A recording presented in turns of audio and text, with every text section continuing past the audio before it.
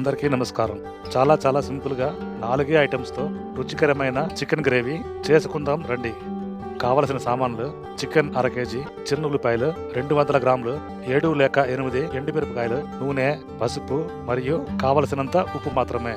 మొదటిగా ఎండుమిరపకాయలు కత్తిరతో నిలువుగా కట్ చేసి లోపల ఉండే గింజలు పూర్తిగా తీసేయండి. ఇప్పుడు దలసరి కడాయిలో ఒక 100 గ్రాముల నూనె వేసుకోండి. నూనె మరిగిన తర్వాత చిన్న ఉల్లిపాయలు కట్ చేసి వేసుకోండి. మీ దగ్గర చిన్న ఉల్లిపాయలు లేకపోతే పెద్ద ఉల్లిపాయలు చిన్న చిన్న ముక్కలుగా కట్ చేసుకుని వేసుకోండి. ఇప్పుడు ఉల్లిపాయలు లైట్ బ్రౌన్ కలర్ వచ్చే వరకు వేపండి. ఇప్పుడు గింజలు తీసిన ఎండుమిరపకాయలను వేసుకోండి. ఎండుమిరపకాయలు, ఉల్లిపాయలు ఒక 5 నిమిషాలు బాగా వేపండి. ఇప్పుడు మీకు కావాలంటే కొద్దిగా కరివేపాకు వేసుకోవచ్చు. ఎండుమిరపకాయలు నేను తక్కువే చెప్పాను, మీ కారానికి తగినట్టు మీరు ఎక్కువ తక్కువ చేసుకోండి.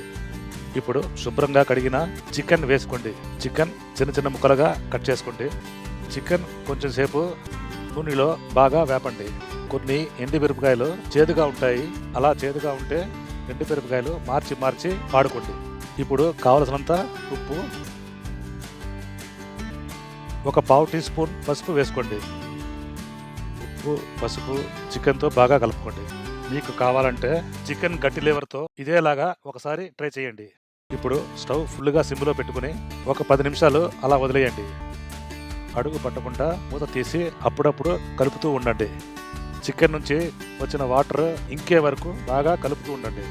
ఈ చికెన్ గ్రేవీ నాటుకోడితో చేస్తే ఇంకా సూపర్గా ఉంటుంది. ఇప్పుడు చికెన్ ముక్కలకు 1 ఇంచి పైకి వచ్చే వరకు నీళ్లు పోసుకోండి. నాటుకోడి అయితే ఇంకా నీళ్లు ఎక్కువ పోసుకోవాలి. ఇప్పుడు స్టవ్ సిమ్లో పెట్టుకోండి. ఒక మూత కొద్దిగా గ్యాప్ వదిలి పెట్టుకోండి. మధ్య మధ్యలో అడుగు పట్టకుండా మూత తీసి కలుపుతూ ఉండండి. ఇప్పుడు వాటర్ చికెన్ ముక్కలకు దగ్గరగా అయింది.